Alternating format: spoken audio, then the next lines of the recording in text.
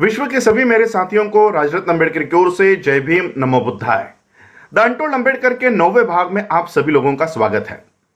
इस भाग को शुरुआत करने से पहले मैं कुछ स्टेटमेंट्स मोहन भागवत की और आरएसएस की पाश्चजन्य की स्टेटमेंट्स आपको बताना चाहता हूं। मोहन भागवत एक कार्यक्रम में कह रहे थे कि डॉक्टर बाबा साहब अंबेडकर और आरएसएस के संस्थापक के बी हेगड़ेवार, केशव बड़ीराम हेगड़ेवार, ये शरीर से अलग अलग थे लेकिन आत्मा एक ही था। पाश्चजन्य की मैगजीन कहती है कि बाबा साहब अंबेडकर आरएसएस के कैंप में आकर बैठा करते थे और आरएसएस का गुणगान गाते थे। तो चलिए आज आरएसएस के बारे में जानते हैं। आरएसएस के बारे में जानना है तो आपको पहले कांग्रेस के बारे में जानना होगा। कांग्रेस की स्थापना हुई 1884 में।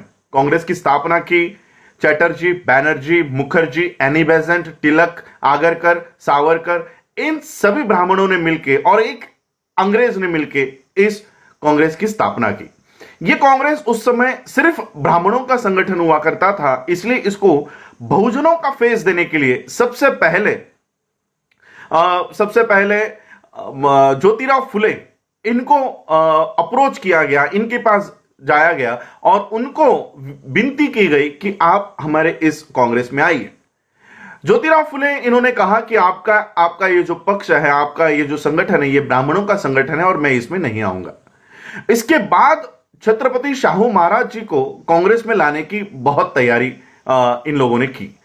कांग्रेस के लोग छत्रपति शाहू महाराज जी को जाकर मिले। शाहू महाराज ने तो ये स्टेटमेंट दे दिया कि ये कैसी कांग्रेस है, ये कोई कांग्रेस नहीं है, ये तो ब्राह्मणों का दल है, मैं इसमें नहीं आऊंगा। तो यहां से ये जो संगठन था कांग्रेस का, ये सिर्फ ब्राह्मणों के हाथों में था। बाबा साहब अंबेडकर जी का राजनीतिक, सामाजिक, शैक्षणिक पटल पर, प्लेटफॉर्म पर उदय हो गया और बाबा साहब ने, जैसे मैंने कल के एपिसोड में कहा कि बाबा साहब अंबेडकर जी के वजह से भारत के सभी लोगों को वोट देने का अधिकार प्राप्त हो गया। अब जब वोट देने का अधिकार मिला तब कांग्रेस नहीं चाहती थी कि भारत के सभी लोगों को वोट देने का अधिकार हो। इसका ज्वलंत उदाहरण मैं तिलक का देना चाहता हूं। जब छत्रपति शाहू महाराज जी ने 50% आरक्षण जब लागू किया तब तिलक ने सभा लेकर कहा कि तेली, तंबोली और कुनभटों को संसद में जाके क्या हल चलाना है? इनको क्यों चाहिए रिजर्वेशन? इनको क्यों संसद में भेजना है? इन लोगों का काम है खेतों में हल चलाना, लोगों के जूते पॉलिश करना, लोगों के बागों में काम करना। इन लोगों को संसद में नहीं भेजना है। और सबसे पहला विरोध किया था कांग्रेस के तिलक ने।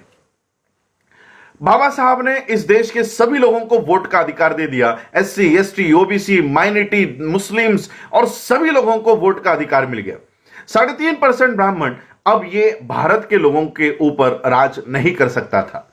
भारत का ब्राह्मण इनके ऊपर राज नहीं कर पाएगा, इसलिए 1884 में बनी हुई ये जो कांग्रेस थी, इसमें से कुछ लोगों को 1920 के बाद बाहर निकाल दिया गया।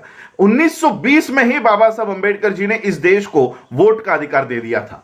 1919-1920 में वोट का अधिकार मिल गया और 1920 के ही बाद कांग्रेस में से कुछ लोगों को बाहर निकाल दिया गया और 1923 में यही लोग बाहर आ गए और इन्होंने आरएसएस से पहले एक जनसंघ बनाया और उसी का नाम आगे चलकर आरएसएस हो गया। हिंदू महासभा और आरएसएस, ये सभी विचारधारा के लोग एक हो गए और इन्होंने इस देश में हिंदुत्व की लहर, हिंदुत्व को बढ़ावा इन्होंने शुरू कर दिया।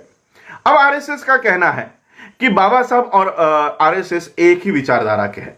आरएसएस की विचारधारा है कि इस देश को हिंदू राष्ट्र बनाना। वहीं पर बाबा साहब 1935 में लाखों की सभा में कहते हैं कि मैं हिंदू धर्म में जन्म लिया, ये मेरे हाथ में नहीं था, लेकिन मैं हिंदू मरूंगा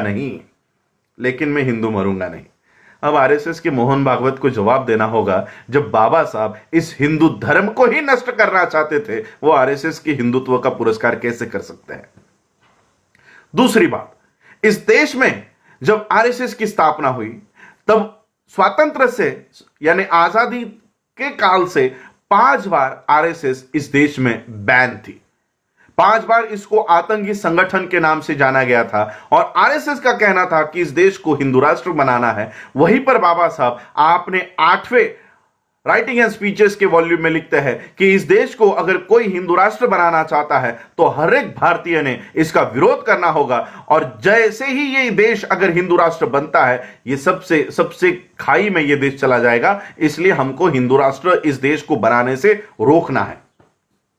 दूसरी तरफ मोहन भागवत जी इस देश में राम राज्य लाने की कोशिश करते हैं, राम राज्य लाने के लिए इस देश में काम कर रहे हैं, और वहीं पर डॉक्टर बाबा साहब अंबेडकर अपने दूसरी प्रतिज्ञा में कहते हैं कि मैं इस देश में राम को कभी भगवान नहीं मानूंगा और कभी उनकी पूजा नहीं करूंगा। अब मुझे बताओ मोहन जी,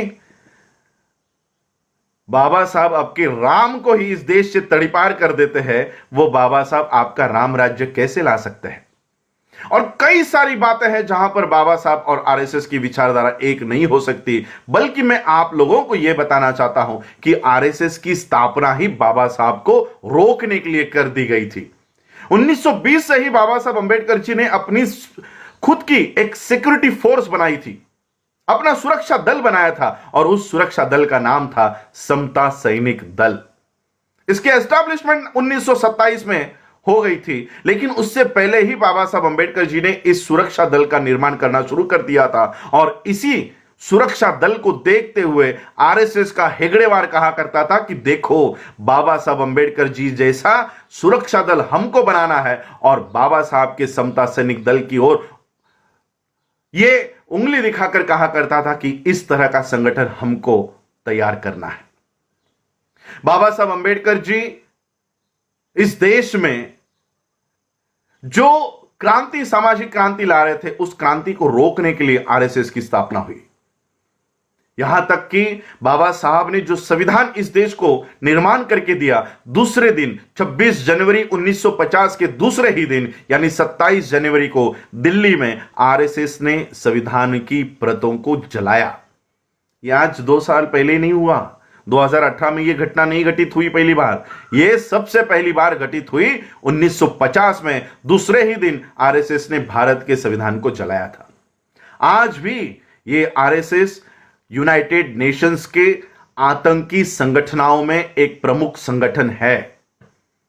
इसलिए मैं आप लोगों को कहना चाहूंगा, ये जो मीडिया इनका काम कर रहा है बाबा साहब को आरएसएस के प्रो दिखाने का, आरएसएस के विचारधारा का दिखाने का काम कर रहे, आज ही क्यों कर रहे हैं? मैं आपको इसकी वजह बताना चाहूंगा। इसकी वजह है इस देश का मुस्लिम। इस देश के मुस्लिमों के लिए आरएसएस काम कर रही है कि बाबा साहब को हिंदुत्व का एक मसीहा बताया जाए।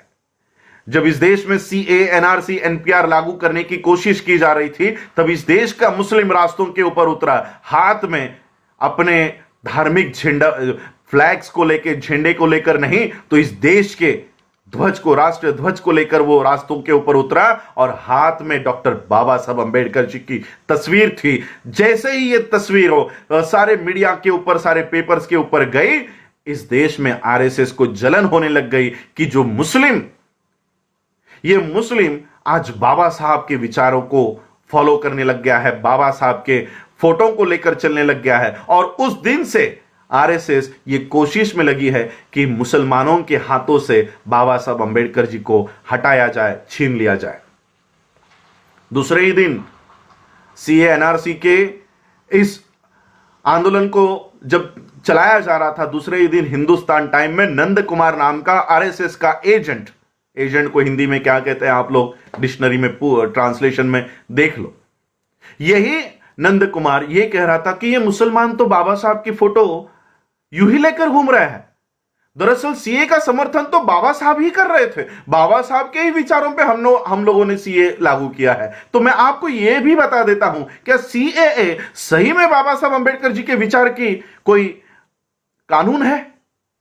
अगर बाबा साहब अंबेडकर जी के विचारों का कानून सीएए होता तो बाबा साहब संविधान में आर्टिकल 14 में यह नहीं लिखते कि इस देश में न्याय देते समय किसी की जाति, किसी का धर्म नहीं देखा जाएगा, इस देश में धर्म निरपेक्षता होगी, किसी की जाति, किसी का धर्म देखकर इस देश में कानून नहीं बनाया जाएगा। और ये एक ही आर्टिकल इस देश में नहीं, पूरे विश्व में ये प्रचलित किया जा रहा है कि इस कानून के होते हुए, इस आर्टिकल के होते हुए सीएए ये भारत में लागू नहीं हो सकता। अब मुझे बताओ मोहन भागवत जी, आपके हिंदू राष्ट्र को इस देश में लागू करने की सबसे बड़ी समस्या है डॉक्टर बाबा साहब अंबेडकर। आज बाबा साहब अंबेडकर हमारे सामने जिंदा नहीं है, हमारे सामने जीवित नहीं है, लेकिन उनकी किताबों के माध्यम से बाबा साहब आज भी हमारे सामने हैं। दिक्कत यह है कि हम वो किताबों को नहीं पढ़ रहे हैं, वो आप पढ़ रहे हो, और इसलिए बाबा साहब की एक लाइन आगे लेकर आते हो और 4 लाइनें छुपा देते हो। और इसलिए मैं आप लोगों को, देश के लोगों को कहना चाहूंगा, इस देश में मोदी और अमित शाह को रोकने से कुछ नहीं होने वाला। इस देश में से अगर किसी को हटाना है तो वो आरएसएस को हटाना होगा। इसको हटाने के लिए आप सभी लोग पहल करें, यही मैं आज के इस एपिसोड में कहना चाहता हूं। आज आप लोगों ने मुझे सुना, उसके लिए आभार। जय भीम, जय भारत, जय बुद्ध।